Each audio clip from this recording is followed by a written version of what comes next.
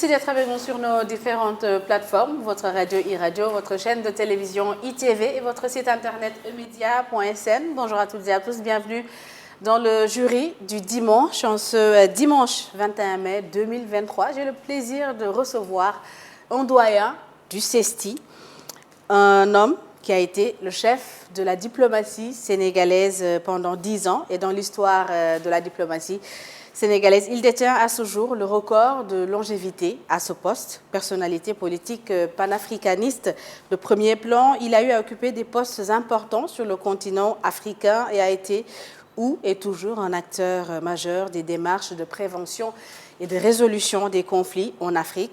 Il a entre autres participé avec l'Union africaine à la médiation internationale en Mauritanie, médiation conclue par l'accord inter-mauritanien de Dakar, président du Conseil des ministres de la CEDEAO et président du Conseil de médiation et de sécurité. Il a aussi été négociateur pour le compte des États de l'accord de paix qui a mis fin au conflit militaire entre le Tchad et le Soudan.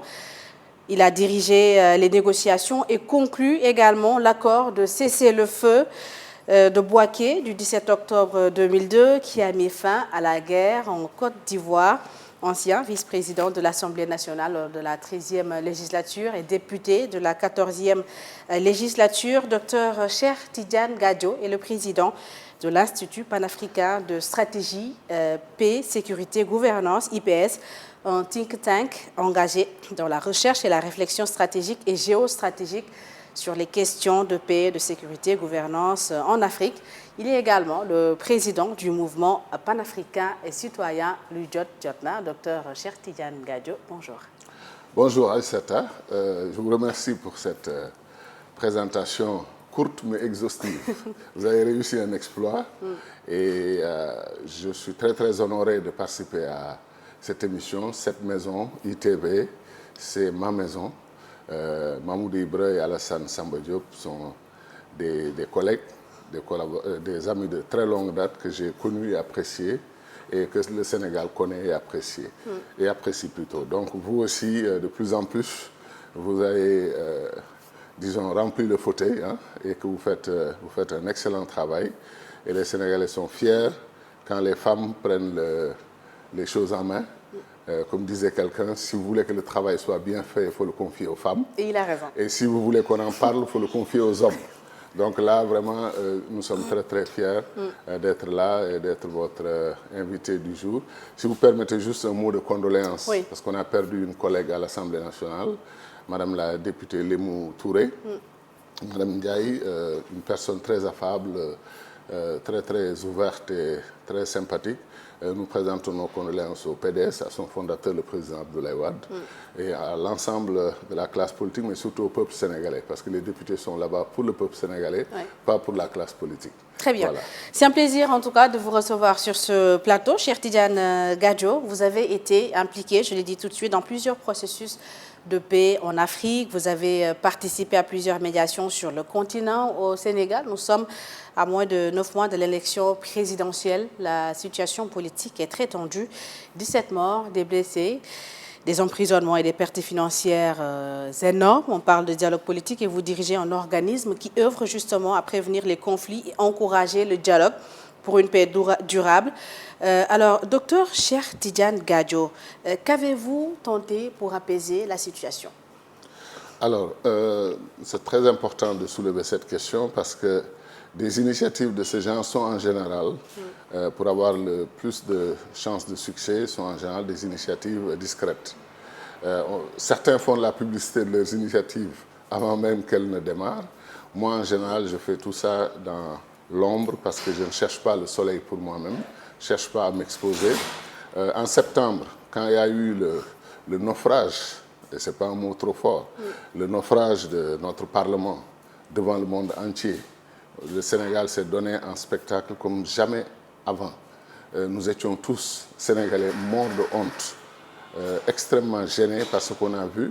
Et tout de suite, j'ai senti que c'était précurseur, c'était annonciateur d'une situation qui allait aller de mal en pis dans ce pays.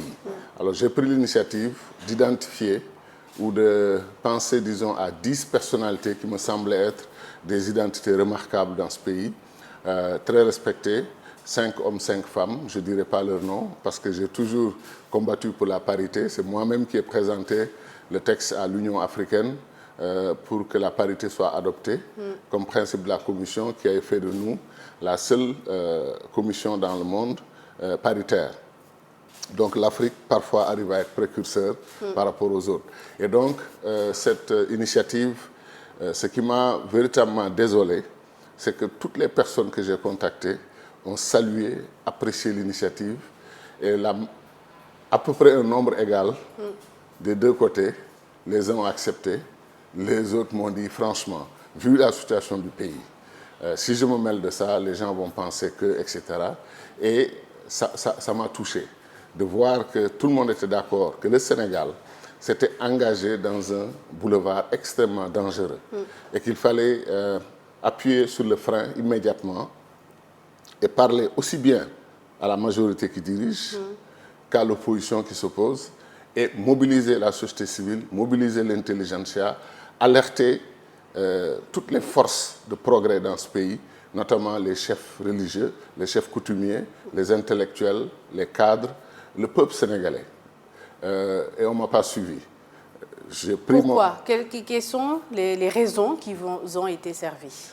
En général, je pense que la volonté, de ne pas se mouiller, deux, pour certains, que je trouvais raisonnement honnête, que la situation n'avait pas encore livré tous ses secrets, et ils voulaient attendre de voir et de comprendre un peu mieux.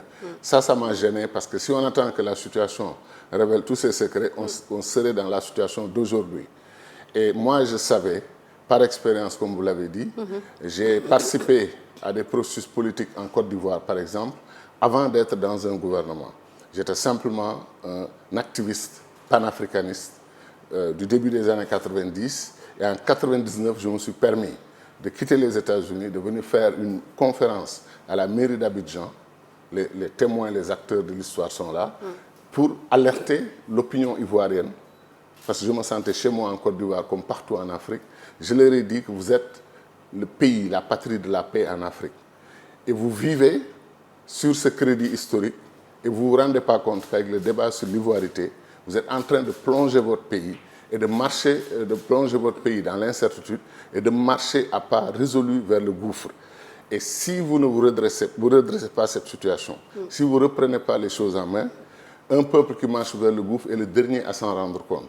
Et tout est possible, y compris la déstabilisation de vos institutions, et peut-être même que l'institution insoupçonnée, à laquelle on ne peut pas penser en Côte d'Ivoire, peut prendre le pouvoir dans votre pays. Je l'ai dit à la mairie d'Abidjan en septembre 1999. En décembre 1999, Robert Gueye a fait son coup d'État. C'est pour vous dire donc qu'on peut voir, on peut lire la prospective, comme disait feu notre vice-président, le grand savant panafricaniste que nous regrettons énormément, dont le décès nous a vraiment affligés, le professeur Moussa Seck. Il dit la prospective, ce n'est pas de prédire l'avenir. Ce n'est pas une boule de cristal où on lit l'avenir. La prospective, c'est de mettre sur la table tous les scénarios et pouvoir éviter les scénarios catastrophes. Et le Sénégal devait, depuis septembre dernier, et peut-être même bien avant, travailler sur les scénarios catastrophes. Nous ne l'avons pas fait. Quand vous dites bien avant, vous parlez peut-être de 2021, mars 2021. On a vu les événements, on a vu tout ce qui s'est passé. Tout ce qui s'est passé en mars 2021, la réaction de l'État, de la société civile, des identités remarquables, à mon avis, n'a pas été à la hauteur des défis de mars 2021. Certains ont dit que ça nous a pris de court. C'est une surprise, ça ne se refera plus. Donc on était plus dans une logique, non pas de prévenir une telle crise, mais une prochaine fois de montrer qu'on sait contenir de telles crises. Ce n'était pas peut-être une bonne démarche. Et les autres aussi se sont lancés dans des analyses compliquées, et puis vous savez qu'il y a un soubassement judiciaire à ce dossier. Certains, par retenue, ne commandent pas les dossiers judiciaires. Mais à mon avis, on n'avait pas saisi la révolte de la jeunesse, la situation post-Covid, le drame global qui frappe l'Afrique à tout point de vue, peut-être qu'on en parlera, et la crise sécuritaire, la crise d'une transition vers une société qui n'avait ni pétrole ni gaz. Et j'avais dit à la Chambre de commerce à l'époque, le Sénégal, désormais, personne n'a le droit de se promener avec un briquet parce que nous sommes un pays potentiellement gazier, on peut mettre le feu dans le pays très rapidement. Donc, malheureusement, les gens n'ont pas suivi cette voie et on se retrouve devant une situation presque à l'identique. Alors, le président Macky Sall a lancé un appel au dialogue à toutes les forces vives de la nation. Quelle est, vous, Dr Cheikh Tidiane Gadio, votre position sur ce dialogue? Alors, moi j'ai participé, j'ai eu l'honneur d'être invité dans le dialogue précédent et j'étais porte-parole de la commission justement ressources naturelles, pétrole, gaz avec mon grand frère ami le général Abdoulaye Fall, ancien chef d'état-major des armées. Nous avions fait un excellent travail, le Covid nous a interrompus et malheureusement le travail ayant été suspendu n'a jamais été ramené sur la table. Et nous avions fait un excellent travail, nous étions au bord de la conclusion. Ce qui me gênerait moi, c'est que le dialogue soit une réaction à une crise qui est là, larvée, une crise extrêmement grave qui touche à l'identité de notre pays et de notre peuple. Une crise qui a fait du Sénégal un pays méconnaissable. Et si on fait un dialogue avec l'objectif principal de résoudre les problèmes internes de la classe politique, ceux qui veulent être amnistiés, ceux qui veulent interpréter la Constitution d'une autre façon. Oui. Si c'est cela, c'est un dialogue pas national, mais un dialogue entre politiciens. Or, le dialogue que nous voulons, nous, c'est véritablement un dialogue sur les fondamentaux de la République du Sénégal. Et à l'heure actuelle, au vu de la situation, est-ce que le dialogue politique, le dialogue entre les acteurs politiques ne s'impose pas au-delà du dialogue national?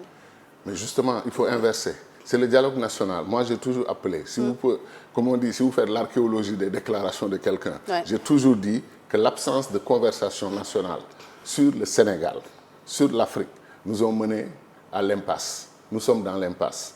Et quand on décide maintenant de dialoguer, on circonscrit le dialogue à la question politique. Et vous savez quel est le danger? C'est que nous avons fait des hommes et des femmes politiques de ce pays, des acteurs qui croient que le Sénégal tourne autour d'eux, des acteurs qui ne se rendent pas compte que la classe politique au plan mondial est plongée dans une sorte de naufrage. Et la classe politique sénégalaise est dans un naufrage profond. Je suis très sérieux. Et pour cette raison, la classe politique a plutôt besoin d'écouter. Parce qu'elle n'écoute pas les citoyens. Elle est convaincue de ses certitudes. Drapée dans ses certitudes, ils vont aller dialoguer. Pourquoi? Comme j'ai dit, pour leur sort en tant que politique. Ils veulent régler le problème. Alors que si on avait un dialogue national, mais la jeunesse sénégalaise, le désarroi de la jeunesse sénégalaise, la gravité de la situation de l'agriculture, de l'éducation, de la santé, c'est des questions extrêmement importantes pour tous les Sénégalais. On a un gouvernement élu sur un programme, qui déploie son programme, qui fait de très bonnes choses dans certains secteurs, qui a besoin d'entendre les avis des autres sur d'autres secteurs. Et maintenant, effectivement, le jeu politique, comme vous dites, à l'approche des élections présidentielles, il y a des urgences, d'autant plus que la crise actuelle, effectivement, a un contenu politique extrêmement important. Mais si on appelle le dialogue national un dialogue politique, ça veut dire encore une fois la classe politique fait semblant de monopoliser ce pays et de déployer ses propres intérêts et de laisser le peuple en rade. Alors, et ça, c'est pas bon. La classe politique qui monopolise, comme vous l'avez dit, le pays. En 2002, l'Irlandais John Holloway a publié un livre intitulé Change the World Without Taking Power. En français, Changer le monde sans prendre le pouvoir. Pensez-vous, docteur Cheikh Tidiane Gadio, vous qui êtes un acteur de la société civile, qu'il est possible de changer ce pays sans prendre le pouvoir? Alors, vous avez dit, vous qui êtes un acteur de la société civile, j'ai été obligé, justement, de faire la transition d'une société civile pure. La RADDHO de M. Aluntine, mon ami, a été créée dans mon bureau au CESTI. Parce que j'avais décidé de quitter la classe politique fin des années 70, début des années 80, parce que je n'étais plus convaincu par leur combat. Et je pense que les combats de l'Afrique portaient sur des enjeux liés aux droits humains, aux droits des femmes, aux droits des jeunes, des enjeux liés à la liberté de la presse, et qu'il fallait prendre nos institutions par le bas pour les faire monter. Et je me suis engagé dans ça jusqu'au moment où nous avons créé le Forum des citoyens pour l'alternance. Nous-mêmes, nous ne cherchions pas le pouvoir. Tout le monde sait au Sénégal, quand Wade m'a proposé le poste de ministre des Affaires étrangères, je lui ai répondu que nous, on avait prévu de l'aider autrement en créant des think tanks pour l'accompagner dans l'agriculture, dans l'éducation, dans la santé, dans la gestion de la dette africaine, dans l'économie, etc. Mais que moi, je ne voulais pas être ministre. Il a fallu beaucoup d'autres débats pour qu'on arrive à la situation que l'on connaît. Donc, contribuer au changement, c'est vrai, mais malheureusement, le monde est structuré aujourd'hui de telle manière que si vous ne participez pas à la conduite des changements, vous n'aurez pas de résultat. Parce que ce que vous mettrez sur les postes de commande pour diriger le changement, malheureusement souvent, quittent leur engagement, quittent le pacte moral, le pacte politique, pour déployer leur propre agenda. Donc, comme disait Obama, si vous détestez la politique, la manière de faire de la politique, la meilleure façon de détester la politique, c'est de s'engager en politique et de proposer une autre vision de la politique. Plutôt que, comme il dit, de soutenir les politiciens et les mauvais politiciens en restant chez soi. Parce que vous les laissez effectivement diriger votre pays comme vous ne le voulez pas, mais c'est comme si vous étiez indifférent. Et le contre-pouvoir alors? Le contre-pouvoir, en Afrique, j'ai noté d'ailleurs, que pour se renforcer, le pouvoir central affaiblit toujours les contre-pouvoirs. On s'est retrouvé dans des situations où on prétend qu'on a un exécutif équilibré. On a un pouvoir étatique équilibré. Vous avez l'exécutif, le législatif, le judiciaire, et vous avez la société civile, vous avez la presse, vous avez, etc., les identités, les grandes personnalités, les identités remarquables, vous avez tout ce que vous voulez, vous avez les mouvements de femmes, les mouvements de jeunes. Mais après, quand vous voyez la marche de la vie politique dans un pays, tout tourne autour du pouvoir exécutif. Nous avons des constitutions monarchiques dans des républiques. L'hyperprésidentialisme a fait mal partout dans le monde et aujourd'hui, il fait très mal au Sénégal. Il faut l'arrêter. Il faut que le Sénégal ait le courage d'un virage très fort vers un système effectivement de partage du pouvoir et de gestion concertée du pouvoir. Nous ne pouvons pas élire un individu, homme ou femme, et lui dire vous êtes le président de la République, vous êtes le gardien de la Constitution, vous êtes la clé de voûte des institutions. Vous nommez à toutes les fonctions civiles et militaires. Vous nommez de fait le président de l'Assemblée nationale. Vous le choisissez dans votre majorité. Vous nommez le Premier ministre. Vous nommez tous les ministres. Vous nommez tous les directeurs généraux, tous les chefs d'agence. Vous vous rendez compte comment on peut confier un être humain qui est loin d'être parfait. Il n'y a que Dieu qui est parfait. Oui. Au lieu de l'aider en réduisant ses pouvoirs, en le canalisant, et surtout réduire ses pouvoirs, ce n'est pas lui dire vous avez 10 pouvoirs, on vous prend 8. Non. Réduire ses pouvoirs, c'est chaque fois le faire réfléchir 2 fois avant de prendre une décision. Parce qu'il y a des contre-pouvoirs qui ont été mis en place qui sauront lui dire non. Dans notre système actuel, quels sont les contre-pouvoirs qui peuvent dire non au président de la République? S'il nomme tous les juges du Conseil constitutionnel, s'il est le président du Conseil supérieur de la magistrature, mais le président est omnipotent. Là, Dr Cheikh Tidiane Gadio, vous remettez en cause beaucoup de questions. Vous remettez en cause la séparation des pouvoirs, vous remettez en cause l'indépendance de la justice. Donc vous êtes pour une baisse totale de tous les pouvoirs qui ont été donnés au chef de l'État. Non, je veux que le chef de l'État exerce les pouvoirs qui lui sont donnés dans le cadre de l'exécutif. Moi, je suis par exemple contre le fait qu'on dise que le chef de l'État est le gardien de la Constitution. Comment peut-il garder quelque chose qui le garde lui-même, la Constitution? Ça fait presque sourire. Aux États-Unis, par exemple, le gardien de la Constitution, c'est la Cour suprême. C'est plus fort que la Maison-Blanche, c'est plus fort que le Congrès. Et c'est plus fort que tous les magistrats réunis. Leur mission essentielle, c'est de garder la Constitution. Quelqu'un disait que dans un système qui avance, on touche à la Constitution avec des mains tremblantes. C'est-à-dire qu'on fait très attention à la Constitution. C'est ça notre commun vouloir de vivre ensemble et d'organiser une société. Je ne suis pas contre la séparation des pouvoirs. Je demande au contraire qu'elle soit effective. Je demande qu'elle soit effective. Mais l'intelligence des systèmes, c'est que les 3 systèmes ne se neutralisent pas au point de bloquer la marche d'un pays. C'est-à-dire quand un parlement empêche un président de diriger, c'est grave. Quand un président bloque un parlement, c'est grave. Quand la justice peut bloquer le président... Mais vu les modes d'élection, Dr Cheikh Tidiane Gadio, est-ce qu'il est vraiment possible de régler cette question? Prenez le cas du Cap-Vert. Le président du Cap-Vert est un vrai président. Il représente son pays à l'extérieur. Il est la personnalité, le garant de l'unité nationale. Il représente les grandes valeurs du pays qu'on appelle le Cap-Vert. Mais les élections permettent d'élire un parlement qui choisit son premier ministre. Et ce premier ministre...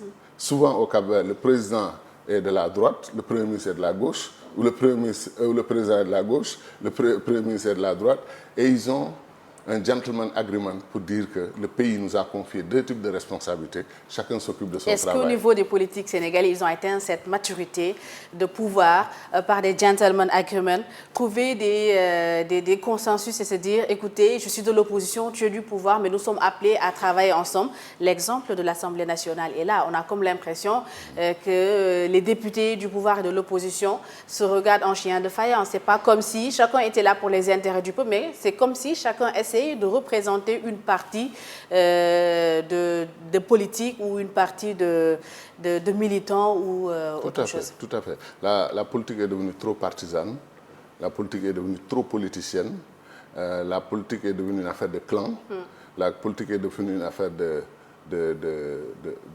gens qui s'organisent autour d'un gâteau très réduit, où chacun essaie de chercher sa part et très exclut les autres. Et on se retrouve dans une situation au Sénégal où ce qui fait marcher une société démocratique, c'est le consensus et la recherche de consensus. Et c'est surtout l'élégance. L'élégance, ce qu'on appelle l'élégance républicaine. Quand le président de la République connaît ses attributions et essaie de s'en tenir à ses attributions, quand un président de la République répond à un de ses partisans qui dit « Président, vous pouvez faire ceci, il faut décréter ceci », il dit « Ah, je suis désolé, la Constitution ne me donne pas de tel pouvoir ». Là, on est dans une république. Mais quand le président de la République peut tout faire, il a les pleins pouvoirs. Moi, j'ai toujours dit ça. C'est pas nouveau, c'est pas lié à la crise actuelle. Et je pense que si on ne règle pas, c'est pour ça d'ailleurs moi que le dialogue dont on parle, le dialogue national, il faut qu'il y ait un volet institution sénégalaise. Pourquoi ça ne marche plus comme on le voulait? Du temps de Senghor, du temps d'Abdou Diouf. Il y a eu les assises nationales, Dr Cheikh Tidiane Gadio. Alors là aussi, mes amis, que j'aime beaucoup, j'ai dit, vous avez fait des assises de l'opposition et de la société civile, ce n'était pas des assises nationales. Ils ne vont pas être contents quand ils vont m'entendre, mais j'ai dit, ils l'ont appelé assises du peuple, à la limite je peux accepter. Mais dire que c'était des assises nationales, à l'exclusion de l'ensemble du gouvernement, à l'époque, c'est pas... Mais moi, par la suite, j'ai signé la charte des assises nationales, charte de la bonne gouvernance et tout ça. Le président Macky Sall a fait la même chose. On a bâti progressivement un consensus. Vous avez signé sans conviction, bien vous? Non, avec beaucoup de conviction, que du bon travail avait été fait. Ce n'est pas gênant de reconnaître qu'un bon travail a été fait quand c'est dans l'intérêt du Sénégal. Mais malheureusement, encore une fois, un groupe de personnalités prend une initiative et il dit que c'est une initiative nationale, à l'exclusion de tous les autres. Ce n'est pas comme ça. De même que ce dialogue-là, je soutiens le dialogue. Nous avons demandé le dialogue depuis longtemps. Je vous ai dit que depuis septembre, on travaillait sur un projet comme ça. Donc, vivement le dialogue. Mais que si c'est le dialogue des politiciens, encore une fois, agrémenté et décoré un peu avec quelques personnalités non politiques et tout ça pour montrer que c'est un dialogue national, ça veut dire qu'encore une fois, on va différer le problème. Une contradiction, comme disait un grand homme politique, une contradiction mal résolue, ressurgit toujours et fait plus de mal. Donc, alors, quels sont, selon vous, les partis qui n'ont pas intérêt à manquer ce dialogue? On sait qu'il y a une partie de l'opposition qui rejette le dialogue, qui pose des conditions préalables pour participer au dialogue. Alors, quels sont, selon vous, Dr Cheikh Tidiane Gadio, les partis qui ne doivent pas manquer ce dialogue-là? Quels sont les partis qui doivent prendre part à ce dialogue? Vu que la crise est nationale, elle est très grave, c'est toutes les parties qui ne doivent pas boycotter le dialogue. S'il y a une seule partie qui boycotte le dialogue, cette partie va handicaper le dialogue. Et ce serait malheureux que pour des considérations personnelles ou des questions de stratégie politique, que certains discréditent le dialogue avant même qu'il ne se tienne. Mais on peut demander, par exemple, que les thèmes de référence soient partagés, qu'il y ait une commission qui prépare le dialogue, qu'on ne décrète pas, qu'on ne vienne pas et qu'on dise voici l'ordre du jour du dialogue, ou bien qu'on ait une séance inaugurale pour rapprocher les positions sur quels sont les objectifs du dialogue, qu'un texte soit proposé, qu'il soit discuté, adopté. Si vous avez le sens d'appartenir à un processus, vous y participez mieux que si on vous impose quelque chose qui a été cuisiné, préparé ailleurs, on vient vous servir, vous avez le droit de dire « je ne mange pas ». Mais ce que nous souhaitons, encore une fois, c'est du sérieux cette histoire-là. C'est le Sénégal et son futur et son destin qui sont en jeu. Et beaucoup ne semblent pas le comprendre. Moi, je pense, et les Sénégalais, pour la première fois, je pense, dans l'histoire du pays, les Sénégalais ont peur. Les Sénégalais dorment mal. Est-ce que la classe politique s'en rend compte? Est-ce qu'elle se rend compte que les Sénégalais ont dépassé l'inquiétude et l'angoisse? Ils sont maintenant dans la prédiction des scénarios catastrophes. Il faut que la classe politique arrête. Il faut qu'elle marque une pause. Il ne faut pas qu'elle se précipite dans un dialogue bâclé uniquement pour déployer son propre agenda. Aujourd'hui, c'est l'agenda du peuple sénégalais qui est en jeu. Ce n'est pas nos agendas individuels qui sont en jeu. J'espère qu'on le comprendra comme ça. Donc tout le monde doit venir. Je sais que l'opposition pose comme condition le respect par le président Macky Sall des propos qu'il a tenus, disant qu'il n'avait pas droit à un troisième mandat ou que c'était son deuxième et dernier mandat. Alors vous, quelle est votre position par rapport à cette condition posée par l'opposition sénégalaise? Macky Sall doit être clair. Il doit arrêter le ni oui ni non. Il participe ou il ne participera pas pour que cela soit clair avant d'aller au dialogue? Alors, nous, au niveau de notre mouvement politique, notre vision, c'est que tout ce qui se fait avec des ultimatums n'a aucune chance de prospérer. Tout ce qui se fait avec des ultimatums. Je ne parle pas encore du contenu, je parle de la forme. Quand vous dites à quelqu'un, fais ton mea culpa, fais ton autocritique, excuse-toi au niveau du peuple, après on va pouvoir te parler. Ça veut dire que vous ne voulez pas que cette personne s'asseye avec vous, que vous soyez face à face. La question est tellement grave, elle est tellement sérieuse. Pour moi, c'est le destin de mon peuple qui est en jeu. Le président Macky Sall, c'est un frère. On a eu d'excellentes relations et j'espère qu'on aura encore d'excellentes relations. Si j'avais la chance, et je cherche cette chance depuis le mois de septembre, de lui parler, je lui suggérerais d'entendre l'autre son de cloche.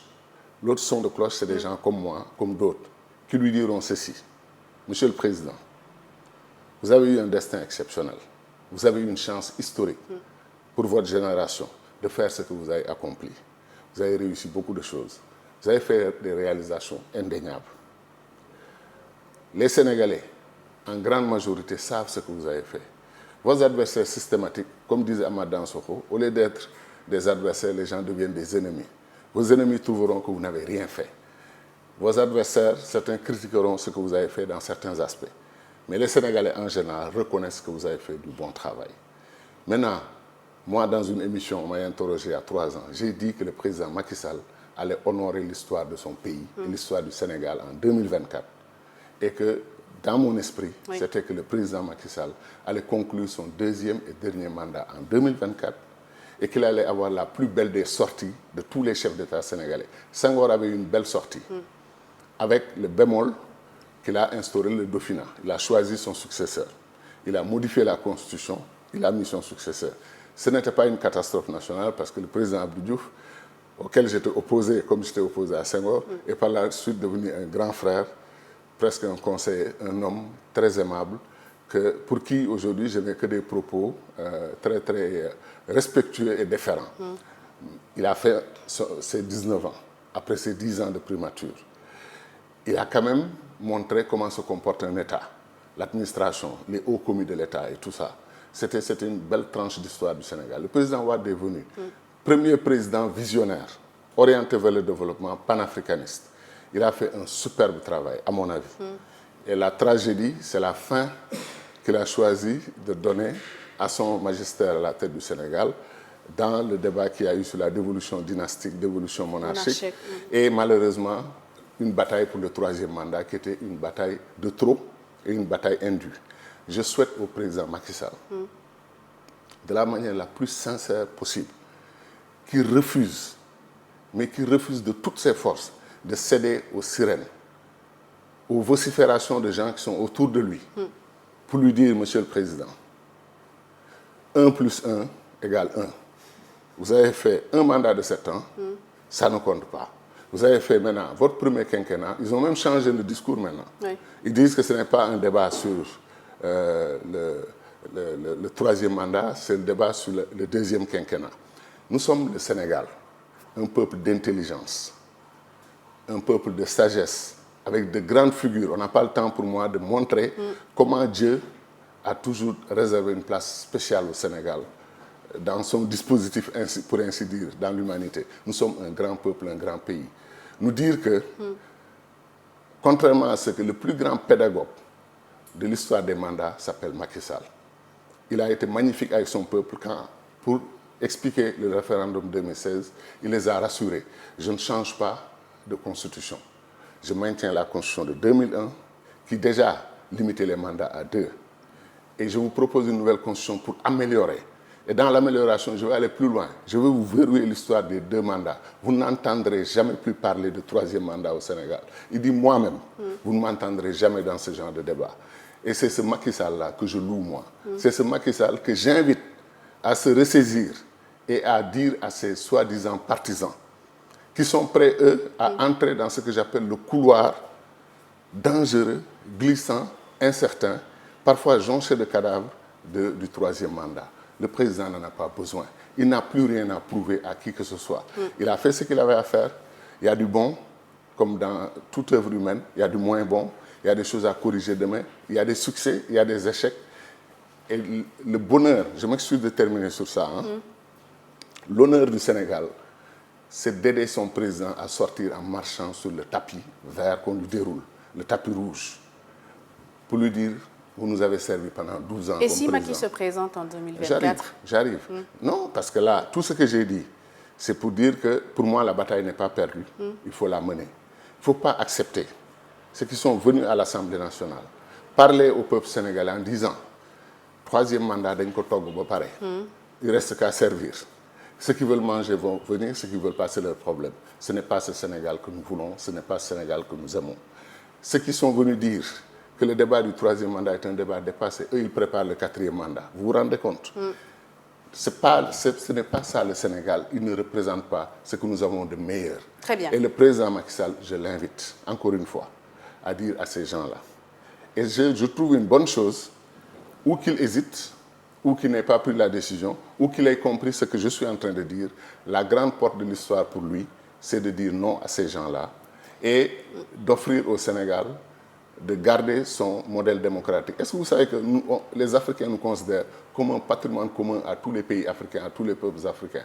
Quand un Africain souffre dans son pays, quand on veut le torturer ou le tuer ou l'assassiner, il pense à venir au Sénégal. Et ces Africains-là, aujourd'hui, sont consternés, ils sont malheureux, ils sont déprimés, ils sont angoissés parce qu'ils ne comprennent pas ce qui se passe au Sénégal. Alors, vous suivez le jury du dimanche sur iRadio, ITV, emedia.sn. Nous recevons le docteur Cheikh Tidiane Gadio. Alors, docteur Cheikh Tidiane Gadio, vous avez été ministre d'Abdoulaye Wade pendant près de 10 ans. Quels sont aujourd'hui vos rapports avec le pape du Sopé? C'est des rapports humains, des rapports de gratitude en ce qui me concerne. Et je pense aussi des rapports de gratitude de sa part, parce qu'on a quand même fait de belles réalisations ensemble pour le peuple sénégalais et pour les peuples africains. Si on faisait le bilan de notre parcours panafricaniste, le sommet d'Accra, par exemple, pour le gouvernement de l'Union, c'est Wade et son ministre Gadio qui avaient monté le scénario. Tout ce qu'on a réussi pour l'Afrique, et tout ce qu'on a réussi ensemble pour le Sénégal. Donc nos relations devaient être presque parfaites. C'est comme ça que je les aurais souhaitées. Mais malheureusement, il y a la fin. Et c'est tragique parce que, comme disait un grand dirigeant, quand des gens partagent 8 bonnes choses et ils partagent 1 ou 2 mauvaises choses, certains préfèrent garder les 2 mauvaises choses, par exemple. Moi, j'aurais voulu que lui et moi, on se souvienne du parcours historique qu'on a fait ensemble.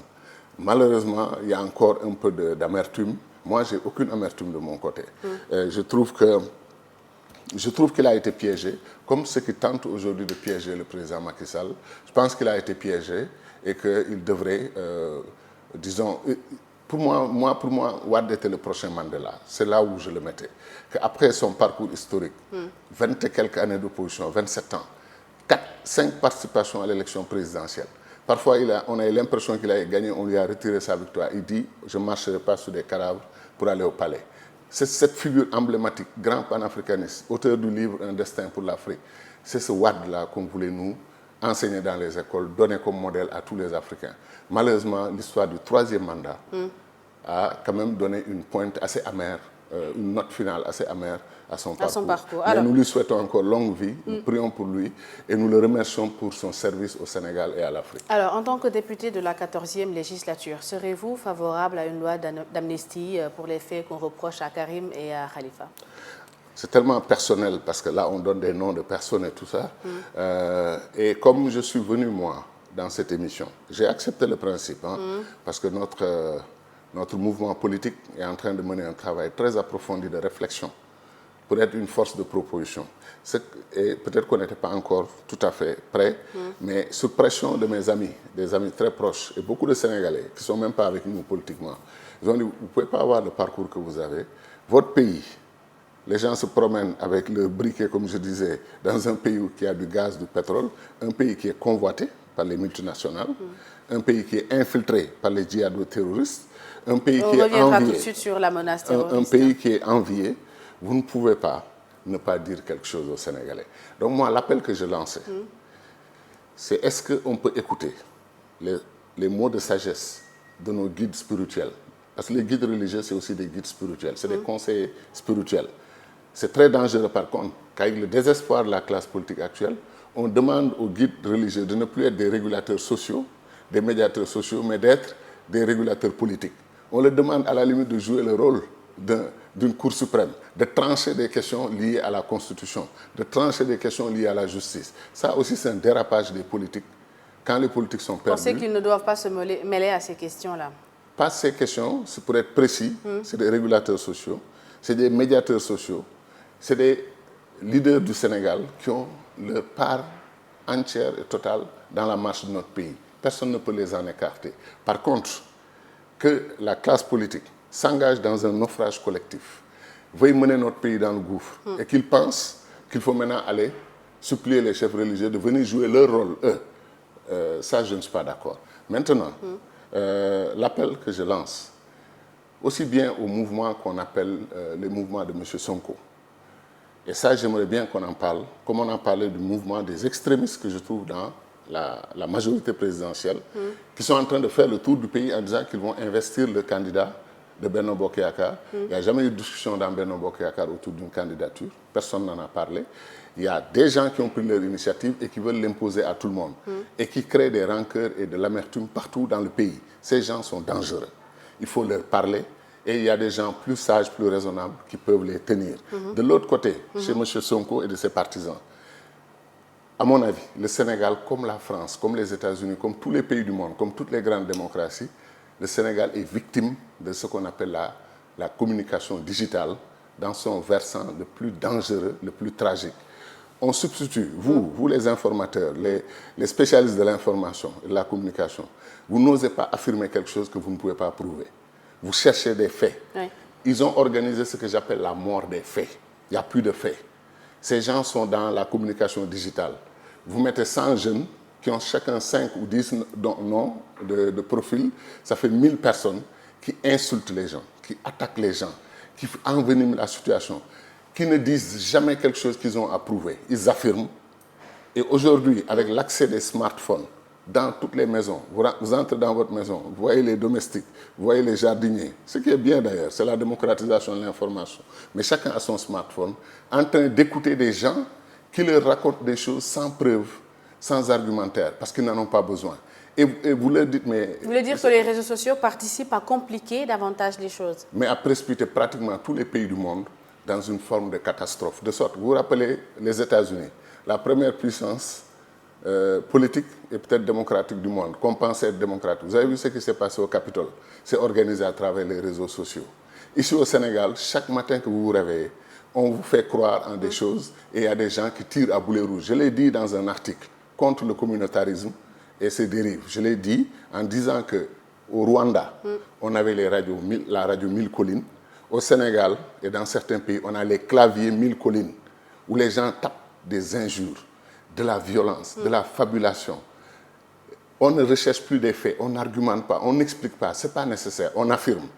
Et ça, c'est les populistes sénégalais. Les personnalités politiques ou les Sénégalais de façon globale sont-ils conscients de tous ces dangers qui pèsent sur la République? Vous voyez le succès de TikTok, qui fait que certains pays commencent à interdire TikTok. Des pays qui commencent à poser la question d'Instagram. Et à mon avis, c'est presque une erreur de vouloir arrêter la mer avec ses bras. Ces réseaux-là risquent d'être là pour longtemps. L'enjeu, le vrai défi, c'est que les êtres humains se ressaisissent. Vous voyez les débats aujourd'hui pour juguler l'intelligence artificielle, essayer de la contrôler. Le monde commence à avoir peur des monstres que nous avons créés. Les grands systèmes médiatiques de la communication digitale qui échappent au contrôle de tout le monde. Une fois, il y avait, le 15 février 2021, il y avait un débat sur la levée de l'immunité parlementaire de M. Sonko. J'étais à N'Djamena, invité par 5 chefs d'État pour prononcer un discours sur l'armée africaine. Ils ne le savaient pas. À 7 h du matin, 6 h, ils ont commencé à insulter ma mère jusqu'à midi. Quand ils ont vu que je n'étais pas là, tout d'un coup, comme un mot d'ordre qui a été donné, à midi pile, tout s'est arrêté. Le gestionnaire de notre site Facebook a compté 251 insultes. Et ils ont insulté une femme qui est une sainte. Et j'étais extrêmement touché. Mais je me suis dit que ça ne devait pas me décourager, que c'est le Sénégal d'aujourd'hui. Et ça, c'est des gens, ils ont la violence dans le cœur, la violence dans l'esprit. Et ils sont prêts à aller aussi loin que possible. L'appel qui est lancé, si M. Sonko est leur leader, si M. Sonko fait partie de leur leader, lui et d'autres leaders politiques qui pensent que cette méthode-là, elle est bonne, la stratégie du chaos. On crée le chaos et à l'intérieur du chaos, on essaye de chasser ceux qui sont au pouvoir et on s'installe au pouvoir. Est-ce que vous avez entendu, Aïssata, un seul débat programmatique sur la présidentielle de 2024? Quels sont les projets de société? Vous avez aujourd'hui... Parce qu'il y a 10 000 questions qui ne sont pas encore réglées. Qui participera, qui ne participera pas, Macky, Sonko, Khalifa, Karim, le parrainage. Il y a 10 000 questions. Cheikh Tidiane Gadio, est-ce que vous serez justement candidat pour 2024? Mais non, je suis en train... Non, je le fais exprès parce qu'il faut exclure personne, d'une part. Oui. Et d'autre part, on a déjà une inflation de 16 candidats. Mais sur les 16 candidats, vous ne connaissez le programme de personne. Ouais. C'est tous donc des candidatures personnelles. Nous, si on confirme notre candidature, ce ne sera pas une candidature personnelle. Et on ne l'annoncera pas dans une conférence de presse, ni dans une interview. Donnez-moi l'exclusivité. J'arrive dans une interview avec la talentueuse Aïssata. Ce qu'on fera, on va faire quelque chose de très original. Et on va dire aux Sénégalais pourquoi on pense qu'on apporte des solutions à leurs problèmes et qu'on a un programme pour le Sénégal. C'est ça notre travail. Il nous reste moins de 15 minutes pour cette émission. Il nous faut également aborder la question du terrorisme qui gagne du terrain dans le Sahel, du Mali au Burkina Faso. Les civils innocents sont massacrés tous les jours, les populations contraintes à l'exil. Alors, la semaine dernière, un poste de contrôle de Kayes a été la cible d'assaillants. C'est la région malienne frontalière du Sénégal. Cela signifie-t-il, Dr Cheikh Tidiane Gadio, que le djihadisme, le péril djihadiste est à notre porte? Je vous demanderai avec votre indulgence pour une phrase avant de répondre à cette question extrêmement importante. L'indulgence porte sur quoi? Je ne veux pas donner l'impression que j'ai lancé un appel positif à Macky Sall et j'ai lancé un appel négatif à Sonko, M. Sonko et ses partisans. Je lui lance le même appel. Nous sommes tous des fils du Sénégal et des filles du Sénégal. Il a un rôle à jouer. L'exemple de « je ne répondrai plus à la justice » ne participe pas à redresser les institutions et à réguler notre pays. Il y a des méthodes de faire, des façons de faire qui peuvent nous amener. Il a la légitimité d'être un Sénégalais qui a une base, qui a des partisans. Donc, comme on dit en Wolof, il faut qu'il réfléchisse sur sa façon d'aider à apaiser la situation et à faire avancer notre pays. Et il a un rôle, comme Macky Sall a un rôle. Si on règle la question de ce débat tragique sur le 3e mandat, on règle la question de ce débat tragique sur l'extrémisme, y compris l'extrémisme politique violent, et la volonté de régler les problèmes du pouvoir par la violence. Si on règle ces deux-là, on apaise la situation et le dialogue devient possible, le vrai dialogue. Et les programmes, enfin, sortent des tiroirs et on passe aux choses sérieuses. Maintenant, l'autre chose sérieuse, j'ai beaucoup aimé quand vous avez dit le péril. Aïssata, est-ce que vous savez qu'il y a des leaders africains qui nous dirigent, qui parlent encore de la menace terroriste? Il n'y a pas de menace terroriste. On est dans le péril. On a dépassé le stade de la menace.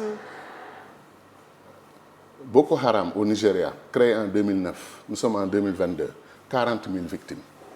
40 000 victimes de Boko Haram. On tue 10 ou 15 personnes dans les pays développés. C'est une mobilisation nationale.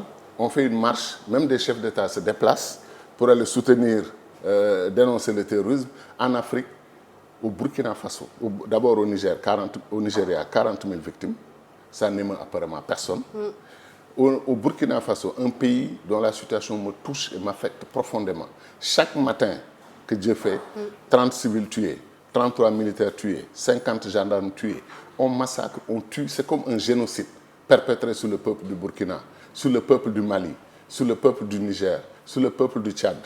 Et nous sommes là, tous tranquilles, petit déjeuner, travail, on rigole, on avance. Aucune demande de marche, de mobilisation, de soutien et surtout de mise en place d'une force régionale. Notre institut panafricain de stratégie, depuis 2012, et nous, on avait un excellent interlocuteur que Dieu nous a pris. Et c'est le décret divin, c'est le président Idriss Déby du Tchad. Un grand homme par rapport à la sécurité du continent. On ne restait pas 2 mois sans s'asseoir et développer des stratégies communes. Et c'est lui le patron, bien sûr. Donc nous, on faisait des propositions. Et il adoptait nos idées. Et vous avez vu ce qu'il a fait sur le plan de la sécurité. On était tous les deux choqués de voir que le projet de l'État du califat islamique, depuis 7-8 ans, était en marche. Beaucoup de pays africains n'en parlaient pas. Depuis 5-6 ans, notre institut lance un appel pour dire que les djihadistes ont tellement réussi, les djihado-terroristes, comme nous les appelons, ont tellement réussi leur coup qu'ils ont maintenant l'ambition d'avoir une façade maritime. Nous, on a averti depuis 5-6 ans que le Togo, le Bénin, la Côte d'Ivoire et le Sénégal seraient des cibles. Les gens n'ont pas apprécié cela, mais c'était la vérité. Aujourd'hui, ils sont au Togo, ils sont au Bénin, ils ont fait des tentatives en Côte d'Ivoire. Alors là, récemment, ITV, votre propre média, a fait un excellent reportage sur les 18 personnes identifiées à côté de Kanel. Ça, c'est ma région naturelle, le Fouta. À côté de Kanel, avec leur Kalachnikov. Et qui sont divisés en 3 groupes pour entrer dans les zones marécageuses, etc. J'ai fait écouter ça à un général. Il me dit ça, c'est des groupes de reconnaissance ou des gens qui sont venus voir des cellules dormantes. C'est des gens qui sont habitués de ce terrain-là. Dire aux Sénégalais qu'il n'y a pas de cellules dormantes, que les djihadistes ne s'intéressent pas au Sénégal, qu'ils n'ont pas de plan pour le Sénégal, ce n'est pas vrai. La menace est réelle. Elle est plus que réelle, parce que moi, j'ai toujours pensé, vu mon analyse de la situation politique, je ne peux pas entrer dans tous les détails, il y a des pays qu'on ne prend pas comme ça. S'ils peuvent prendre le Sénégal par le haut, avoir des alliés politiques au Sénégal, avec qui ils travaillent, pour prendre ce pays sans cette forme de violence qu'ils exercent au Burkina, pour éviter que les États-Unis, l'Europe, la Chine, le monde entier se mobilise pour venir aider le Sénégal, ils vont essayer de prendre le Sénégal par le haut. Mais en même temps, ils font un travail par le bas. On sait que dans certaines zones frontalières, ils sont présents. Ils vont même prier le vendredi, il paraît, dans certaines mosquées du Sénégal. Ils mettent leur kalash à côté et ils font ce qu'ils ont à faire. Ces gens-là, ce n'est pas parce qu'ils sont amoureux fous du Sénégal. Mokhtar Ben Mokhtar, un de leurs grands leaders, disait que le Sénégal est un pays tranquille et nous, on a besoin d'un pays comme ça pour nos transits. Donc ces gens-là ne sont pas des amis du Sénégal. Et notre pays est en train de faire un très bon travail parce que nous avons une armée hyper professionnelle, parmi les meilleurs spécialistes du renseignement, les meilleurs spécialistes de tout ce qu'on veut. On a une très belle armée, mais l'armée sénégalaise, toute seule, allant en chevauchée solitaire, risque de tomber dans le piège qui est arrivé au Burkina, au Mali, au Niger et Alors, tout ça. vous avez déploré tout de suite qu'on manque de mobilisation pour dénoncer ce qui se passe dans certains pays. Plus d'un an après le déclenchement de la guerre en Ukraine, l'Afrique envisage, Dr Cheikh Tidiane Gadio, une mission de paix à Moscou, d'envoyer une mission de paix à Moscou et à Kiev.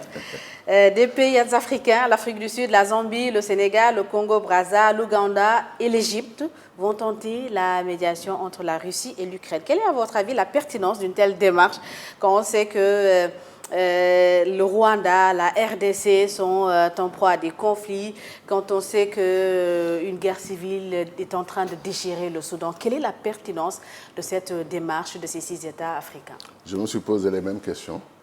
Et peut-être qu'on a les mêmes réponses ou peut-être qu'on n'a pas les mêmes réponses. Mais pour être juste avec ce groupe, il faut dire qu'on nous a expliqué que cette initiative n'a pas été lancée il y a 1 mois ou il y a 2 mois. Elle était en préparation depuis longtemps. Ça, c'est pour être juste avec ce groupe. Mais en même temps, quand les circonstances changent, peut-être il faut s'ajuster. C'est difficile de comprendre que 6 chefs d'État africains survolent la RDC, la crise des Grands Lacs, la crise du bassin du lac Tchad, le conflit dans le golfe de Guinée, le conflit du Sahel, le Burkina qui s'effondre sous nos yeux, le Mali qui est attaqué de toutes parts, et le Soudan, qui était le plus grand territoire africain, que la balkanisation, l'obsession de la balkanisation par les Occidentaux a fait couper déjà en 2 morceaux, Soudan du Sud et le reste du Soudan. C'est difficile de comprendre que nos chefs d'État prennent leur avion, survolent toutes ces zones de dévastation, ces zones de tragédie en Afrique pour aller régler une autre tragédie en Ukraine et en Russie. Maintenant, que l'Afrique joue dans la cour des grands me fait, moi, honneur en tant que panafricaniste. Mais je pense que nous avons quand même à bien expliquer à notre opinion ce que nous sommes en train de faire. L'autre élément qui m'a gêné, c'est que très vite, une radio internationale nous a expliqué que ce n'était pas une initiative de nos chefs d'État, mais d'un Français, lobbyiste, qui a des entrées un peu partout dans les palais. Ça, c'est pas bien par contre. Parce que même si c'était vrai, même s'il assistait les chefs d'État dans leur travail, on pouvait le garder très confidentiellement et discrètement, on n'avait pas à le révéler. Mais si nos 6 chefs d'État sont à l'initiative de cette démarche, je le dis très bien, mais avant de rentrer, rendre compte en Afrique, s'il vous plaît, arrêtez-vous au Soudan. Parlez aux 2 leaders soudanais. S'il vous plaît, allez au Burkina et au Mali, apportez le soutien de l'Afrique. S'il vous plaît, organisez-nous le sommet sur le terrorisme. Aïssata, est-ce que vous pouvez imaginer que l'Afrique n'a pas encore organisé un sommet sur le terrorisme, alors que le terrorisme a métastasé du nord Mali jusqu'au Mozambique? Ils sont partout en Afrique. Nos dirigeants n'ont jamais organisé un sommet sur le terrorisme. Ils n'ont jamais organisé un sommet sur l'armée africaine. Quand nous, notre institut et d'autres think tanks, on a insisté, on a entendu la CEDEAO parler d'une force régionale africaine. On a dit bravo. Ils ajoutent tout de suite pour lutter contre le terrorisme et contre les coups d'État militaires. Ça nous a fait sourire. Mais depuis décembre, on est 6 mois après, il n'y a pas un seul soldat de cette force régionale. Est-ce qu'on va laisser le Burkina mourir, être pris en charge par les djihadistes, ensuite le Mali, ensuite d'autres pays, pour commencer à nous rendre compte que l'Afrique est en train de s'effondrer? Qu'est-ce qu'il faut de plus pour que nos dirigeants se réveillent? Qu'est-ce qu'il faut de plus pour que nos dirigeants se réveillent? La CEDEAO des coups d'État, n'est-ce pas là une manifestation d'un échec de nos institutions communautaires? Non seulement nos institutions communautaires, que Cheikh Anta Diop avait prédit en 1975. Il dit qu'ils sont en train de commettre les mêmes erreurs qui ont plombé les ailes de l'OUA, parce qu'ils refusent l'union politique de nos États. Nous, aujourd'hui, on prône notre mouvement politique, comme l'Institut panafricain, la mise en place de 5 fédérations primaires en Afrique, 5 communautés régionales qui quittent l'aspect communauté économique pour devenir des communautés politiques, des unions politiques. La CEDEAO fait 400 millions d'habitants, 400 millions. La CEDEAO fait 5 millions de kilomètres carrés. Cuba fait 112 000 kilomètres carrés, 12 millions d'habitants. Cuba a 2 millions de soldats pour défendre Cuba. Nous, CEDEAO, si on prenait 1% des 400 millions, on a 4 millions de soldats pour défendre notre communauté. Ça, c'est l'union politique. Quand on arrête de nous parler, quand on doit nous arrêter de nous parler de souveraineté. Je suis souverain, je prends mes décisions tout seul. Cette souveraineté-là, soi-disant, gérée individuellement, est en train de s'effondrer partout. Et dans quelques jours, nous allons au 60e anniversaire de l'OUA et le bilan est là. Il est plus que mitigé. Nous n'avons pas réussi, ni l'intégration africaine. Aïssata, imaginez que le plan de développement de nos leaders actuels nous a menés à une Afrique avec 0 pays émergent. Il n'y a pas un seul pays émergent. Il n'y a pas un seul pays autosuffisant en agriculture. Aucun pays autosuffisant en éducation, en santé, en infrastructure. Ce modèle de développement est un échec. Le paradigme de développement de l'Afrique est un échec. Pourquoi ne pas tourner le dos à l'échec et enfin explorer les nouveaux paradigmes fondés sur ce que Nkrumah avait dit, Cheikh Anta Diop avait dit, et une connexion avec la diaspora africaine, avec Marcus Garvey. Ce n'est pas un discours ancien, c'est un discours du futur. Comme disait l'autre, installer nos bureaux dans le futur, parce que nous avons 1 milliard de jeunes, c'est 2 milliards de bras. 40% des ressources naturelles du monde. L'Afrique a une seule grande souffrance, son leadership. Il faut changer le leadership, il faut l'améliorer ou le changer, mais il faut aller de l'avant. Très bien. Docteur Cheikh Tidiane Gadio, je pense que le message, il est panafricaniste et il est fort. Merci beaucoup d'avoir répondu à notre invitation. Je ne savais pas qu'on avait déjà fait 1 heure, je croyais qu'on avait 30 minutes et qu'il reste encore 30 minutes. C'est passé très vite. Hein? Pour que j'insiste sur mon appel pour le Sénégal, il faut sauver le Sénégal. Ça, c'est mon mot de conclusion. Il faut sauver le Sénégal. Il faut arrêter d'être prétentieux et de croire que tout peut arriver aux autres, mais pas à nous. Aujourd'hui, c'est le Sénégal et les Sénégalais. Tous les patriotes, les femmes, les jeunes, tous les Sénégalais, les paysans, les ouvriers, les intellectuels. Le silence des intellectuels me fait mal. Le silence des hauts cadres, des hauts commis de l'État me fait mal. Il faut que les Sénégalais se réveillent. Notre pays est en danger. Que les ambitions là, intempestives, qu'on les tempère et qu'on donne une chance au peuple sénégalais d'exercer librement son choix en 2024. Et 2024, on en reparlera, vous et moi, parce que c'est le 2024 de tous les Sénégalais. J'espère que j'aurai l'exclusivité. En tout cas, vous m'avez mis la puce à l'oreille. Merci, Dr Cheikh Tidiane Gadio, d'avoir bien voulu répondre à notre invitation. Merci à tous nos auditeurs, nos téléspectateurs et merci à nos lecteurs de emedia.sn. Merci à toute l'équipe technique. Le JDD se termine. Rendez-vous dimanche prochain.